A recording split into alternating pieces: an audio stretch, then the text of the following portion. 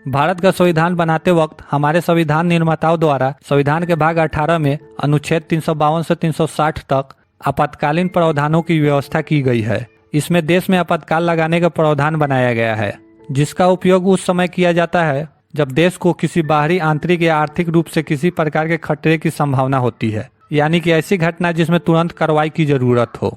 भारत में आपातकाल सिर्फ राष्ट्रपति द्वारा ही लगाई जा सकती है।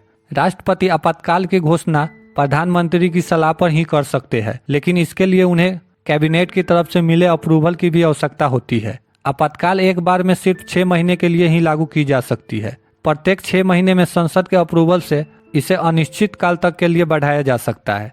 तो दोस्तों, आइए जानते हैं आज की इस वीडियो में आखिर संविधान में आपातकाल जैसे प्रावधान लाने की जरूरत क्यों पड़ी और संविधान में कितने प्रकार के आपातकाल का वर्णन किया गया है।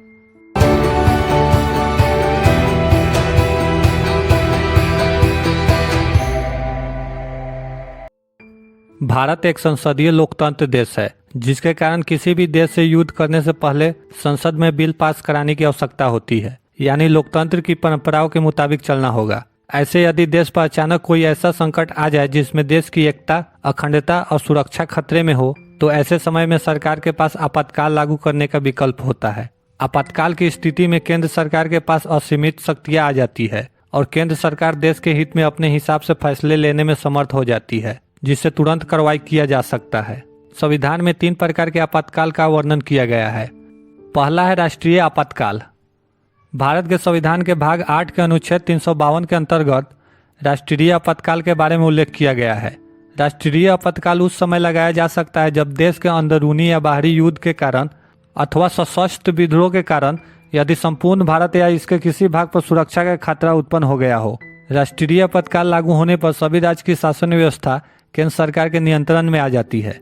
ऐसे समय में केंद्र सरकार के पास असीमित शक्तियां आ जाती है और इन शक्तियों का प्रयोग वो देश की सुरक्षा और कानून व्यवस्था बनाए रखने के लिए करती है। इसमें आम नागरिकों के मौलिक अधिकार छीन लिए जाते हैं, सिवाय अनुच्छेद 21 के, जिसके अंतर्गत नागरिकों के जीवन या उसकी व्यक्तिगत स्वतंत्रता के उल्लेख किया गया है। भारत में राष्ट्रीय आपातकाल अब तक 3 बार लगाया जा चुका है, जिसमें पहला आपातकाल 26 जनवरी 1962 में चीन युद्ध के कारण लगाया गया, जो 10 जनवरी 1968 को हटा दिया गया। दूसरा आपातकाल 3 दिसंबर 1971 में पाकिस्तान युद्ध के कारण लगाया गया और तीसरा आपातकाल 25 जून 1975 में आंतरिक अशांति के कारण लगाया गया, जो 21 मार्च 1977 को हटा दिया गया। स्वतंत्र भारत के इतिहास में यह आपातकाल सबसे विवादास्पद एवं अलोकतांत्रिक माना जाता है। इस आपातकाल को तत्कालीन राष्ट्रपति फखरुद्दीन अली अहमद ने तत्कालीन प्रधानमंत्री इंदिरा गांधी के सिफारिश पर घोषणा की थी।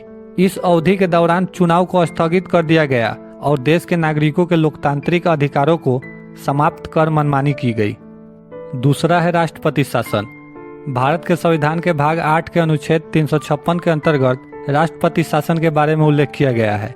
राष्ट्रपति शासन आमतौर पर उस समय लगाया जाता है जब राज्य सरकारें संविधान के विभिन्न प्रावधानों के मुताबिक सरकार चलाने में विफल हो जाती है। राष्ट्रपति शासन उस स्थिति में भी लागू होता है जब राज्य विधानसभा में किसी भी दल या गठबंधन को स्पष्ट बहुमत न हो। इसके अलावा अगर किसी भी पार्टी को बहुमत मिला है लेकिन वह सरकार बनाने से इनकार करती हो।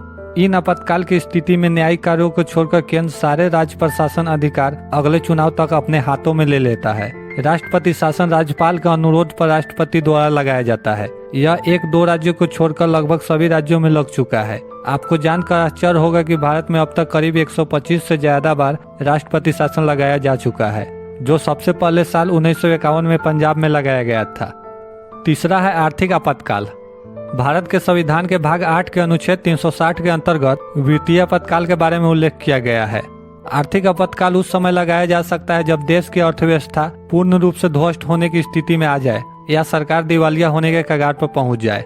अभी तक भारत में एक बार भी आर्थिक आपातकाल नहीं लगा है, इसलिए इसके व्यवहारिक पहलुओं पर बहुत ही कम जानकारी उपलब्ध होती है। लेकिन ऐसा कहा जाता है कि आर्थिक आपातकाल लगने की स्थिति में बहुत से कदम उठाए जा सकते हैं, जैसे कि देश के सभी सरकारी कर्मचारियों की सैलरी को कम किया जा सकता है, जिसमें सुप्रीम कोर्ट और हाई कोर्ट के जज तक भी शामिल होंगे, और यहाँ तक कि देश के सभी नागरिकों की धन संपत्ति पर देश का अधिकार हो जाएगा आदि। दोस्तों, उम्मीद करता हूँ कि आपको यह वीडियो पसंद आया होगा। ऐसे ही वीडियो देखने के लिए चैनल को सब्सक्राइब कर ले। धन्यवाद।